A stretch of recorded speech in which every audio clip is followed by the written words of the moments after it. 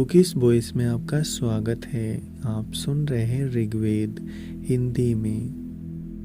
सूक्त 151। देवता मित्र एवं वरुण।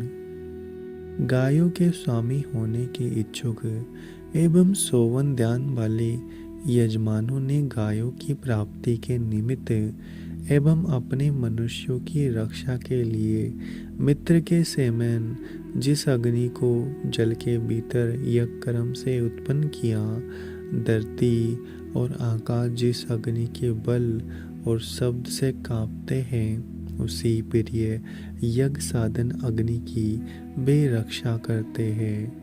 हे मित्र एवं वरुण, तुम विविध इच्छाएं पूर्ण करने वाले हो।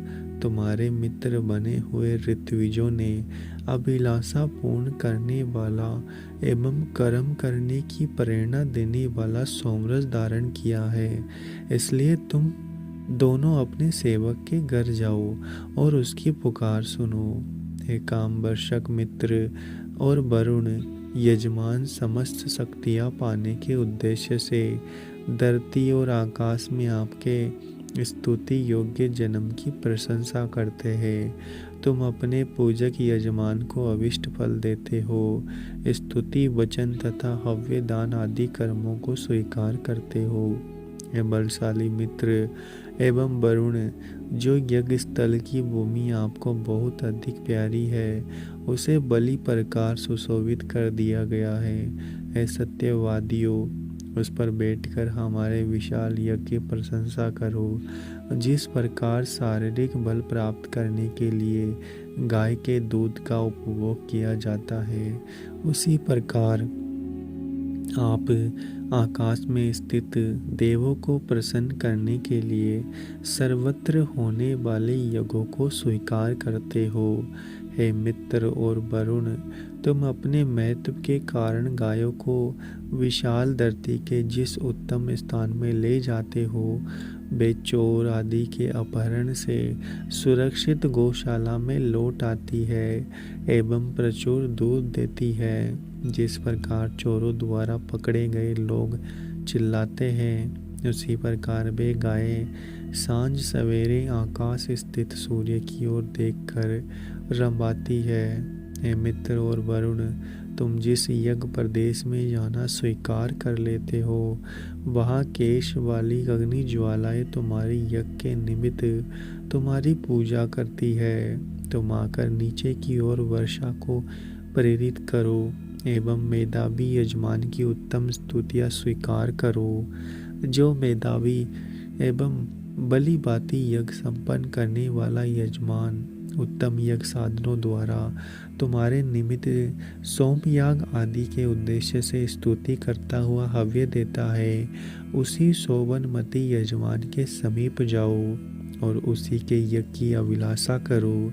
तुम हम पर कृपा की कामना करते हुए हमारी स्तुतियों को स्वीकार करो।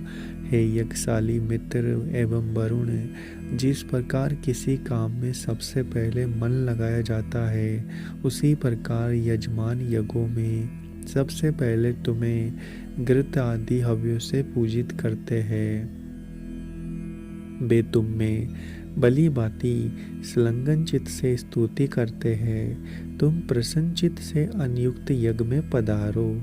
हे मित्र एवं वरुण, तुम दोनों धन सहित अन्न धारण करते हो, इसलिए धनयुक्त अन्न प्रदान करो। वह विशाल धन तुम्हारी बुद्धि द्वारा रक्षित है। दिन एवं रात को तुम्हारे समान शक्ति प्राप्त नहीं है। नदियों और पणियों ने तुम्हारा देवत्व नहीं पाया। पणियों को तो तुम्हारे समान धन भी प्राप्त नहीं है। सूक्त 152। देवता मित्र व वरुण।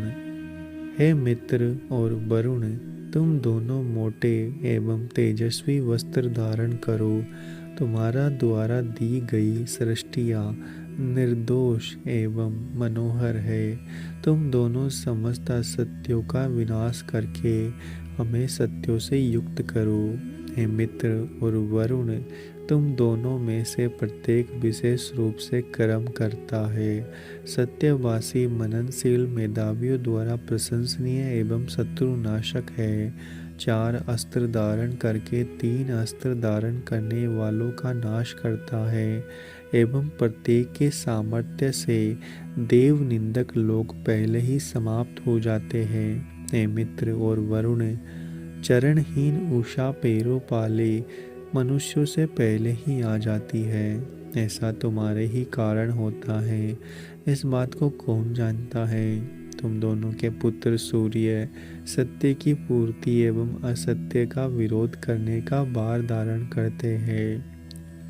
हम कमनीय उषाओं के प्रेमी सूर्य को सदा चलता हुआ देखते हैं, कभी स्थिर नहीं देखते।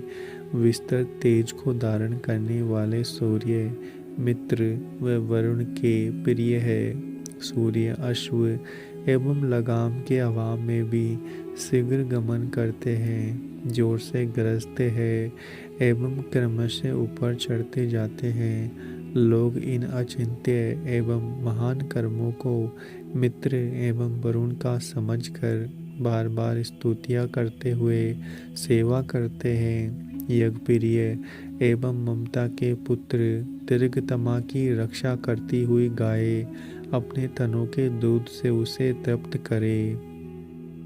वे यज्ञ अनुष्ठान को जानती हुई दीर्घतमा के पिता एवं माता से उत्शेष अन्न खाने के लिए मांगे एवं तुम दोनों की सेवा करती हुई यज्ञ को अखंडित रूप से रक्षित करे। हे मित्र और वरुण देवों, मैं अपनी रक्षा के निमित्त तुम्हारे प्रति नमस्कार युक्त स्तोत्र से हव्य देने का प्रयत्न करूँगा।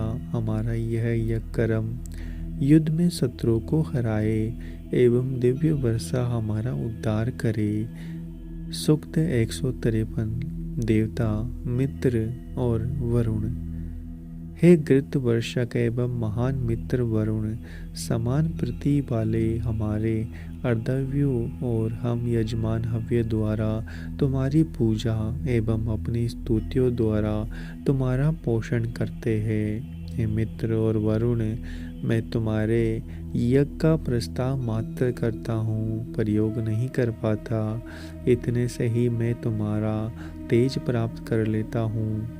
हे काम वर्ष को जब तुम्हारे बुद्धिमान होता तुम्हारे लिए हवन करते हैं, उस समय वे सुख के बागी बनते हैं। हे मित्र और वरुण, जिसे रात हव्य नामक राजा ने साधारण मनुष्य रूप यजमान के होता के समान यज्ञ में अपनी सेवा से तुम्हें प्रसन्न किया था और उसकी गाय बहुत दूध वाली बन गई थी, उसी प्रकार तुम्हें हव्य देने वाले मेरी गाय दूध वाली बनकर मुझे तृप्त करे।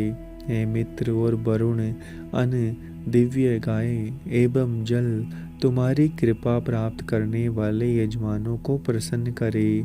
हमारे यजमानों के पूर्वकालीन पालक अग्निदाता हो, तुम दोनों दुधारू गाय का दूध पियो। सूक्त 154।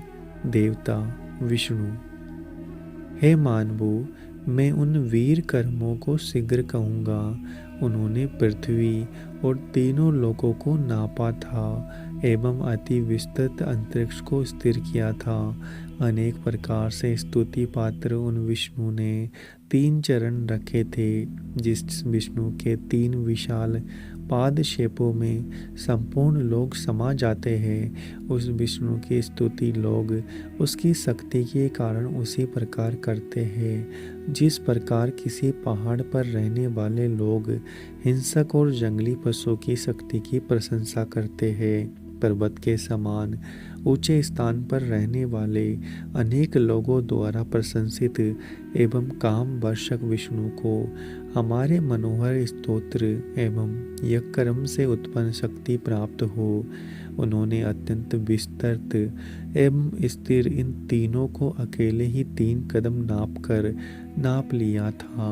जिस विष्णु के मधु से पूर्ण एवं क्षीणता रहित 3 चरणों ने अन्न द्वारा मनुष्य को प्रसन्न किया, उन्होंने अकेले ही तीनों धातुओं धरती, आकाश और समस्त लोकों को धारण किया है।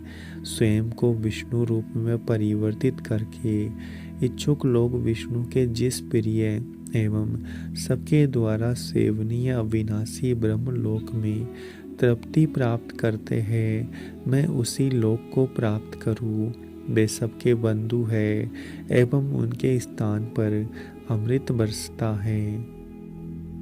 हे यजमान एवं यजमान पत्नी, हम तुम दोनों के उस लोक में जाने की अभिलाषा करते हैं जहाँ बड़े सींगों वाली गाय निवास करती है। अनेकों लोगों द्वारा प्रशंसित विष्णु का परम पद सभी प्रकार सुशोभित होता है। सूक्त 155। देवता इंद्र व विष्णु। हे अर्धव्यू लोगों, तुम स्तुति चाहने वाले महावीर इंद्र एवं विष्णु के निमित्त पीने के योग्य सोमरस विशेष रूप से तैयार करो। वे दोनों अपराजेय महान और पर्वतों के ऊपर इस प्रकार स्थित है जिस प्रकार कोई इच्छित स्थान पर पहुंचने में समर्थ घोड़े पर बैठता है। हे इष्टप्रद इंद्र विष्णु, यज्ञ से बचे हुए सोमरस को पीने वाले यजमान तुम्हारे यज्ञ स्थल पर तेजस्वी आगमन का आदर करते हैं। तुम दोनों यजमान के लिए यज्ञ फल के रूप में देने योग्य अन्न शत्रु पराजयकारी अग्नि से सदा दिलाते हो। यजमान द्वारा दी गई सोमरस रूपी आहुतियाँ इंद्र की शक्तियों को बढ़ाती है। वह सब प्राणियों को पुत्र आदि उत्पादन में समर्थ करने एवं रक्षा पाने के उद्देश्य से उसी शक्ति को सबकी माता तुल्य धरती और आकाश में रखते हैं। पुत्र का नाम निम्न, पिता का उच्च और तीसरे नाती का नाम प्रकाश युक्त आकाश में है। हम सबके स्वामी, पालक, हिंसक, नित्य तरुण विष्णु के पराक्रमों की स्तुति करते हैं। उन्होंने तीनों लोकों की प्रशंसनीय रक्षा के लिए 3 चरण रखकर पृथ्वी आदि समस्त लोकों की परिक्रमा कर ली थी। मनुष्य विभूतियों का वर्णन करते हुए स्वर्गदर्शी विष्णु के 2 चरण क्षेपों को ही प्राप्त करते हैं। उनके तीसरे पाद क्षेप को मनुष्य क्या आकाश में उड़ने वाले पक्षी भी नहीं पा सकते। विष्णु ने अपनी विशेष गतियों द्वारा काल के 84 भागों को चक्र के समान गोलाकार में घुमा रखा है। वह विशाल शरीर वाले त्रिविद्य विविध प्राणियों को विविध करने वाले स्तुति संपन्न तरुण एवं कौमार्य रहित है। वे युद्ध में गमन करते हैं। अगर आपको हमारा यह प्रयास अच्छा लग रहा है तो चैनल को सब्सक्राइब करें, वीडियो को लाइक और शेयर करना ना भूलें।